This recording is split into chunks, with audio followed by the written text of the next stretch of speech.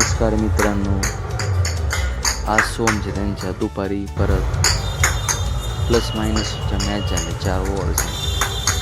4 ओव्हरमध्ये सोम परत 2 वेळेस catch out झाला. आज तो खेळला आणि परत 2 वेळेस कॅच आउट. मित्रांनो, आज परत त्याच्याकडून 200 बॉलची प्रॅक्टिस करून घेतली.